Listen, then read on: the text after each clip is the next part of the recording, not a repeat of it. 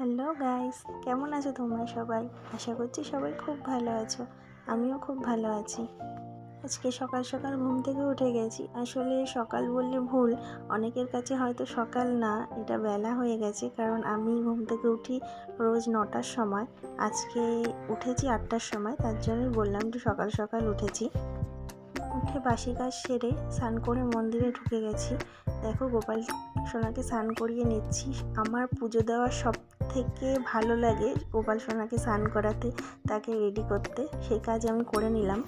পুজো দিতে তো অবশ্যই ভীষণ ভালো লাগে। সকাল সকাল পুজো দিলে মনটাও ভীষণ ভালো হয়ে যায়। তোমাদের সবার কেমন লাগে পুজো দিতে প্লিজ কমেন্টে জানিও।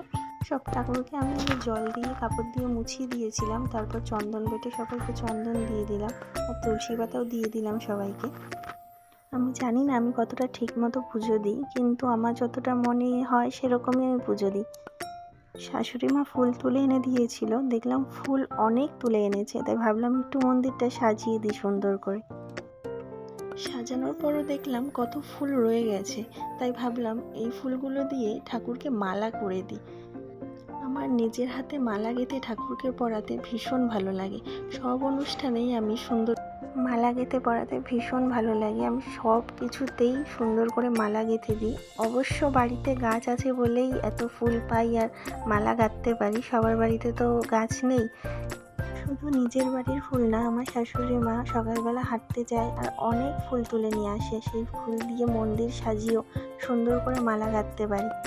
আর আজকে হাতে টাইম ছিল, তাই ভাবলাম ভালো করে সুন্দর করে আজকে পুজোটা দেব। দেখো আমি আমার ছোট্ট গোপাল সোনার জন্য সুন্দর করে একটা মালা গেঁথে নিয়েছি আর পরিয়েও দিলাম।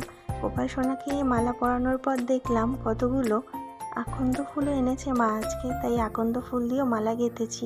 মালা গেঁথে আমার ভোলেনাথকে পরিয়ে দিলাম। দেখো কিভাবে পরাবো ঠিক বুঝে পাচ্ছি না। এইভাবে মালা গাঁথাটা আমি ইউটিউবেই দেখেছিলাম।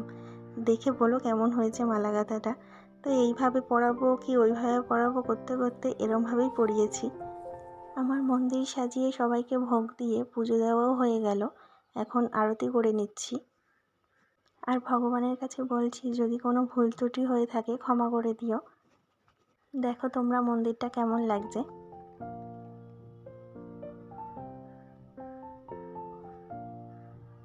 মন্দির থেকে বেরিয়ে মা দেখলাম গোলা রুটি করেছে, সেটা খেয়ে নিলাম।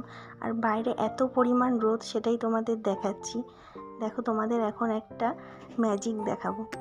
দেখো তো তোমরা এরকম ম্যাজিক পারো নাকি। মা রান্না করা হয়ে গেছে, আমি বাসনগুলো সব মেজে নিলাম। আর আজকে আমাদের নিরামিষ, কারণ পরের দিন আমাদের এখানে শীতলা মায়ের পুজো। তাই ভাত, পটল আলুর তরকারি, ডাল,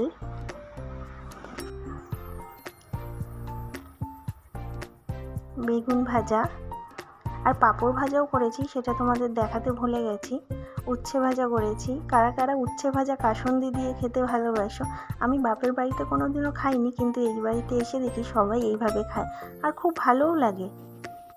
কেউ যদি এইভাবে খেয়ে থাকো কমেন্ট করে জানিও। আর না খেলেও খেয়ে দেখবে ভীষণ ভালো লাগে। তারপর আম মাখা করেছিলাম, খেয়ে নিলাম। আর আইসক্রিমও খেয়ে নিলাম। সন্ধেবেলা ভাত করেছিলাম, আলু ভাজা, বড়া ভেজেছিলাম আর শুকনো লঙ্কা ভাজা করেছিলাম। পরের দিন আমাদের শীতল পান্তা খেতে হবে, ভাতটায় জল দিয়ে রাখবো, তার জন্য একটু তাড়াতাড়ি করে নিয়েছি। আমার ভিডিওগুলো যদি তোমাদের ভালো লাগে তাহলে লাইক, শেয়ার, সাবস্ক্রাইব করে দিও। বাই।